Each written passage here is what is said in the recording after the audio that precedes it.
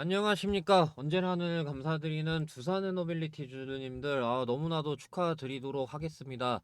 이 속보가 나왔죠. 그래서 보시게 되면은 6월 5일 기사고요. 6월 5일 기사인데, 여기 보시게 되면은 이 25조 단위입니다. 무려 25조 규모 체코 신규 원전 계약이 4일 전격 체결되면서 두산에너빌리티 비롯해가지고 뭐 한정기술, 뭐 한전산업, 두산에너빌리티 등 그런 국내 원전 주들이 좀 전체적으로 다 올라갔죠. 이런 식으로 한전산업 12%, 그다음에 뭐 두산에너빌리티 6%뭐 그런 방식으로 해서 아무튼 그래가지고 이 전날 체코 신규 원전 사업 수주가 그 한국 수력 원자력이 4일 이 체코 두코바니 원자력 발전소와 신규 원전 사업 본계약을 체결을 한 거란 말이에요. 그래서 그 체코 지방법원은 지난달 6일 체코 신규 원전 사업 입찰 경쟁사인 프랑스 전력공사의 소송 제기에 따라 계약 체결을 금지하는 가처분 명령을 내린 거란 말이에요. 지난달 6일에. 그래서 이 발주사인 EDU와 한수원은 체코 최고 행정법원에 항고했고, 그러니까 소위 말해서 한국 수력 원자력하고 우리나라하고 프랑스하고 싸운 거예요. 그래서 4일 최고 행정법원이 가처분을 파기하면서 계약 체결이 가능해진 거란 말이에요. 그럼에 따라 이제 체코가 그냥 계약을 해버린 거고, 계약 체결이 가능해지자마자.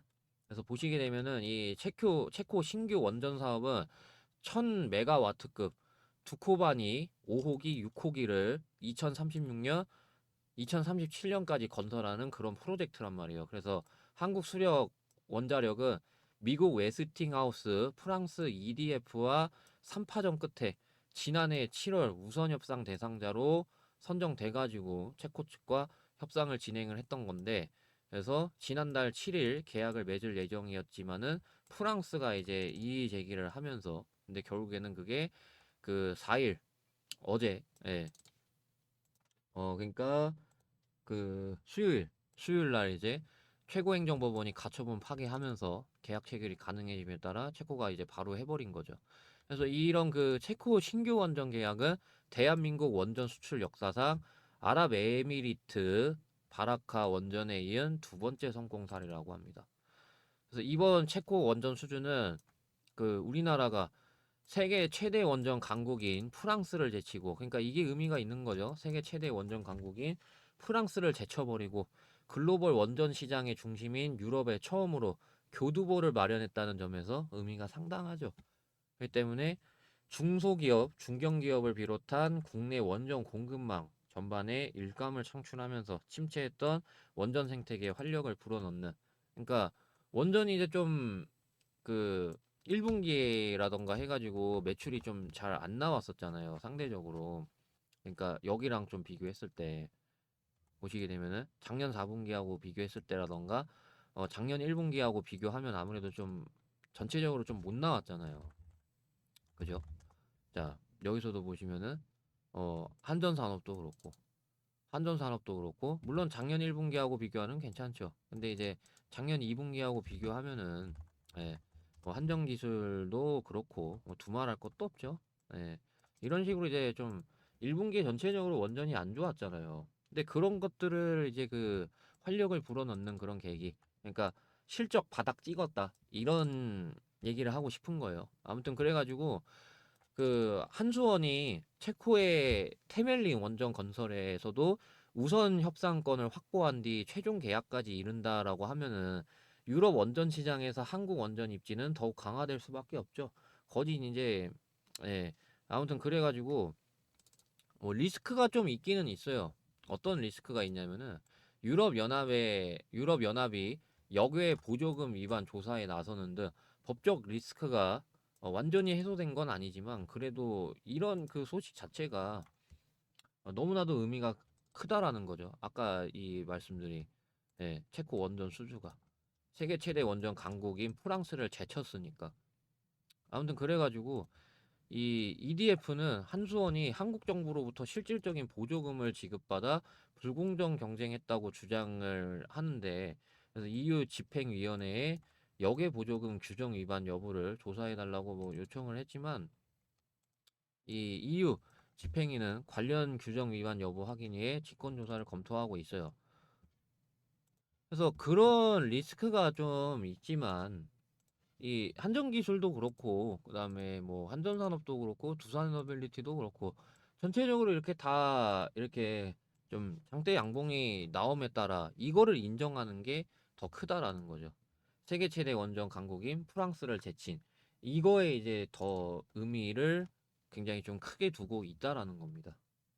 자, 그래가지고 이제 체코 원전 계약 체결한 한수원이 이제 두코바니 현장 건설서부터 개소하는 그런 움직임.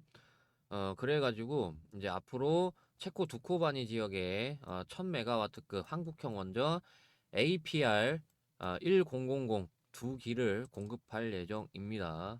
그래서 이 체코 정부가 향후 5년 이내에 테멜린 지역에 추가 원전 2기 건설을 결정할 경우 한수원은 발주사와 협상을 거쳐 테멜린 3호기, 4호기 계약을 체결할 가능성 커졌죠.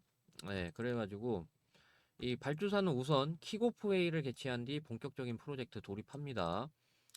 그래서 두코바니 5호기, 6호기 사업을 안정적으로 착수하기 위해 두코바니의 현장 건설소를 개소할 예정이고요.